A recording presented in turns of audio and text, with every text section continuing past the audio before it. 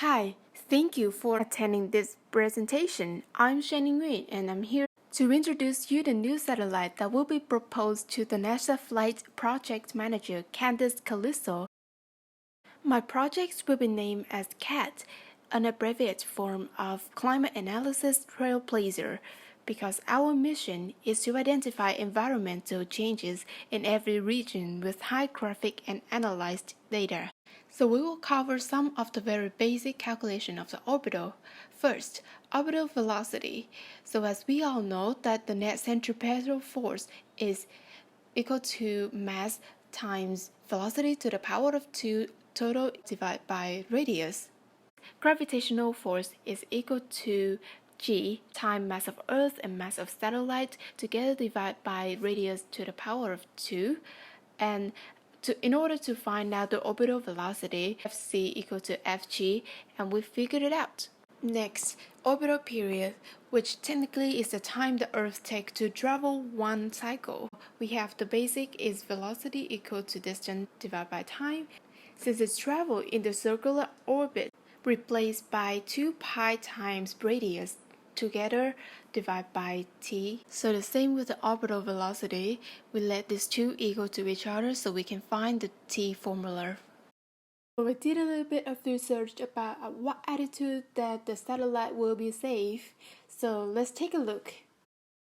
Sorry for the typo of the velocity. The correct one that should be is kilometer per hour, because when I apply it into the graph, it's more visible. You can see that it has the trend. The further it is away from Earth, the smaller speed it required to complete the cycle, and the altitude will be safe when in that range. We can find the orbital radius from the orbital period by moving the r to the left and the t to the right, like this. And as we all know that the Earth's radius is 6,071 kilometers, so if we use the radius that minus to that number, voila! So now let's move on to another exciting part. So as we know, to find the orbital missing elements in the GOES satellite, I know that the orbital period, which is the time to complete its cycle, is in 23 hours, 56 minutes, and 4 seconds. Therefore, I want my CAT satellite to complete its cycle in 5 hours, 2 minutes, and 4 seconds, which I will going to apply it into my radius equation that I found previously.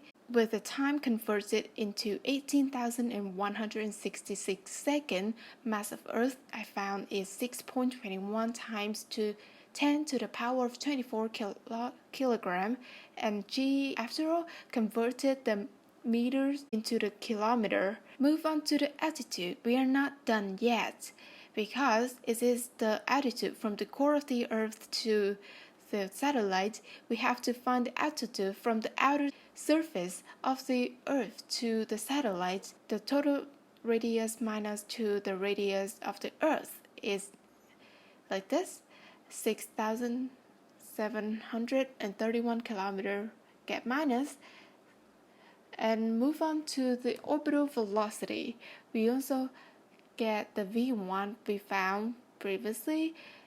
Substitute in the numbers the mass of the Earth and then the mass that we found, after get minus, and the V2 we use the mass that we haven't minus yet with the time 5 hours and 2 minutes and 4 seconds that converted to second already.